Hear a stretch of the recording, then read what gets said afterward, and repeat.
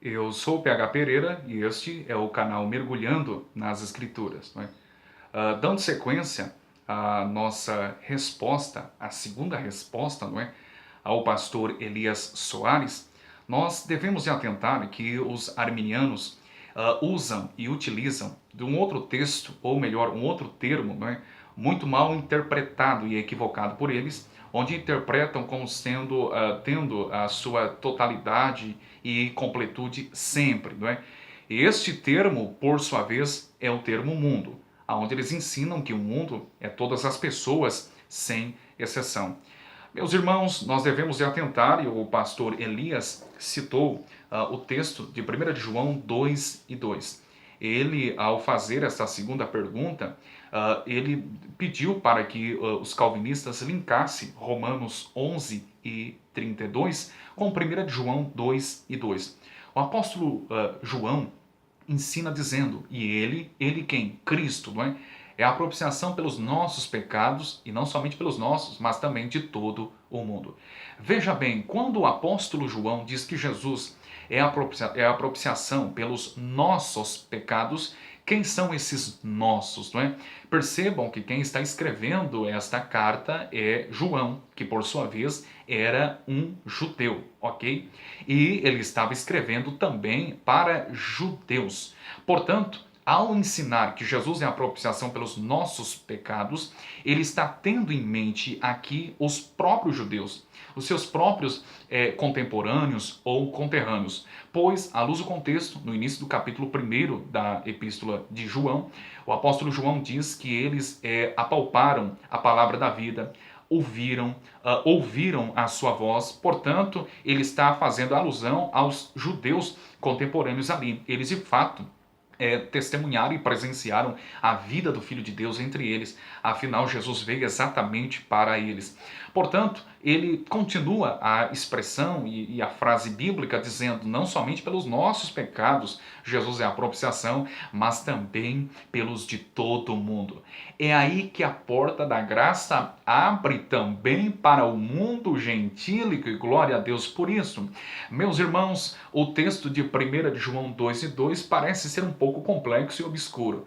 E, todavia, eu gostaria de recorrer a uma das regras hermenêuticas, onde ensina que os textos mais obscuros e complexos são entendidos à luz dos textos mais claros e mais fáceis. E, portanto, eu recorro ao Evangelho segundo João, capítulo 11, versos de números 51 e 52. O mesmo João que escreve a sua primeira carta, ele vai escrever aqui o Evangelho de Jesus Cristo. E veja bem, um texto que era obscuro e complicado é respondido por um texto mais fácil. Veja bem, ora, ele não disse isto de si mesmo, mas, sendo sumo sacerdote naquele ano, profetizou que Jesus devia morrer pela nação. A que nação? A nação judaica, não é? Veja agora o verso 52. E não somente pela nação, a nação judaica, não é?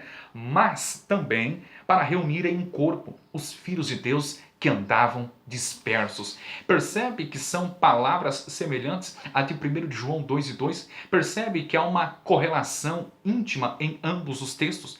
O texto bíblico está claro que Jesus ele deveria de morrer, e João depois em sua primeira carta diz que ele era a propiciação não somente pelos pecados, né, dos judeus, mas também pelos de todo mundo, ou seja, os gentios. Não todas as pessoas, sem exceção. Precisamos atentar para isso. Meus irmãos, se nós pegarmos alguns textos bíblicos onde aparece a palavra mundo e interpretarmos o mundo como sendo todas as pessoas, sem exceção, nós incorreremos em grandes equívocos, erros de interpretação. Veja bem, se nós interpretarmos assim como os arminianos, por exemplo, a carta de Paulo aos Colossenses, capítulo 1, versos de números 5 e 6, o apóstolo Paulo diz que o evangelho da graça tinha alcançado também, não somente aqueles irmãos ali em Colossos, mas também chegou e estava em todo o mundo. Será realmente que o evangelho de Paulo tinha alcançado todo o mundo, isto é, todas as pessoas, sem exceção de sua época, do século I? É claro que não, de forma alguma. O que Paulo está ensinando é que o evangelho que alcançou aqueles irmãos também havia alcançado o mundo gentílico. O texto bíblico de Apocalipse, capítulo 12, verso de número 9, precisamos atentar, aonde diz que Satanás engana a todo mundo. Será realmente que ele engana todas as pessoas, sem exceção do mundo? Obviamente que não, pois os eleitos do Pai, não é? É impossível eles, ou melhor, ele os enganar. Um outro texto seria o Evangelho segundo João, capítulo 1, verso de número 29, quando diz que Jesus, como sendo o Cordeiro de Deus, ele tira o pecado do mundo. Será realmente que Jesus tira o pecado de todas as pessoas do mundo, sem exceção? Atente, porque a palavra grega para tirar aqui é airo, que significa remover a culpa e a punição do pecado pela expiação. Será realmente que os pecados das pessoas, sem exceção do mundo inteiro, foram removidos, inclusive a culpa do pecado, não é? Muitos morreram, não é? Morrem e, portanto, morrerão sem terem seus pecados removidos e terão a culpa do pecado mesmo na hora da morte. É interessante nós atentarmos para isso e precisamos entender também que até mesmo principalmente, não é?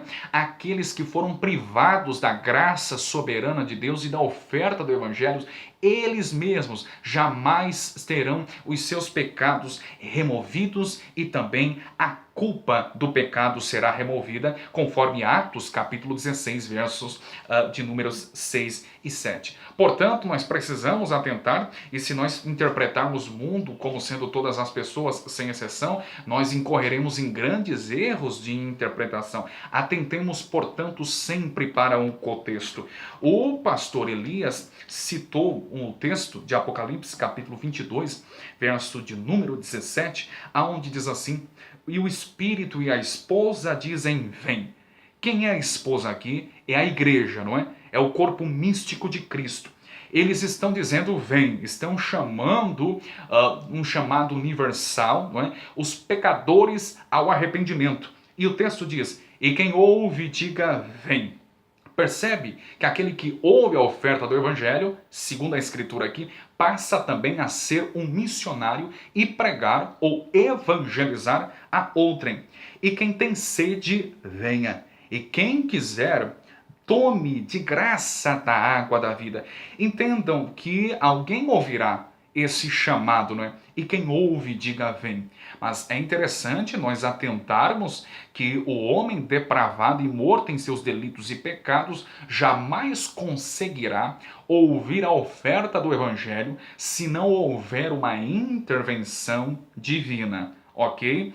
O texto do Evangelho segundo Marcos, capítulo 4, versos de números 11 e 12, bem como a carta aos Romanos, capítulo 11, verso de número 8, diz que Deus os cegou, não é? Espiritualmente falando. Deus fez com que eles tivessem surdez espiritual. Portanto, é Deus quem faz isso. E por outro lado, é Deus quem vai abrir-lhes os olhos e dar-lhes também audição para ouvir a oferta do Evangelho. Mas entendam e compreendam que o texto diz, e aquele que ouve, é interessante porque a palavra grega para ouve aqui é akouo, que significa, por sua vez, ser dotado com a faculdade de audição. Percebe que o homem não é por si só, não é pela sua própria capacidade, tendo o seu livre-arbítrio, não é? Assim como ensinam os arminianos, não é usando o seu próprio intelecto a fim de ouvir a oferta do Evangelho. Ele será dotado com a faculdade de audição. Portanto, é Deus quem trará audição espiritual aos ouvidos desses surdos. E é interessante nós atentarmos porque eles ouvirão, mas quem é que pode ouvir essa oferta do Evangelho? O Evangelho segundo João, capítulo 10, versos de números 26 e 27, Jesus responde, mas vós não crestes, porque não sois das minhas ovelhas, como já vou tenho dito. Quem é que não creu na oferta do Evangelho? Os fariseus, a elite religiosa do primeiro século nos tempos de Jesus. E no verso 27, Jesus continua dizendo, as minhas ovelhas ouvem a minha voz, e eu conheço-as, e elas me seguem. Quem é que ouve aqui em Apocalipse 22:17 e depois passa a pregar a outro dizendo: venha também beber dessa água da vida e desfrutar dessa graça maravilhosa? Quem é que vai ouvir? Os eleitos do Pai, as ovelhas, conforme João 10:27. E o texto diz: e quem tem sede, venha. E quem quiser, tome de graça da água da vida. Quem é que tem sede? Isaías, capítulo 44, versos de números 1 ao 5. Somente os eleitos do Pai terão sede, porque isto é uma influência e uma ação interna ou externa que vem do próprio Deus. Portanto, atentemos para isto, meus irmãos. Nas palavras de Irineu de Lyon, da época da patrística, não é? Se Deus não vir até o homem não vai até Deus. Lembrai-vos do jardim do Éden, quando Adão pecou, não é? E desobedeceu e quebrou o pacto das obras, conforme ensina a teologia reformada. O homem, a sua reação pós-queda, não foi ir a Deus. Deus foi atrás do homem, e a reação de Adão pós-queda foi esconder-se do próprio Deus. Ora, se Adão tinha livre-arbítrio e poderia ir até Deus, por que que ele não foi? De maneira nenhuma. Ele optou em esconder-se, porque o ser humano depravado e intrinsecamente mau e perverso por natureza, a sua reação é sempre esconder-se de Deus, é sempre não ir atrás da luz. É Deus quem intervém na história da redenção e da raça humana. Ok, meus irmãos? Abraço.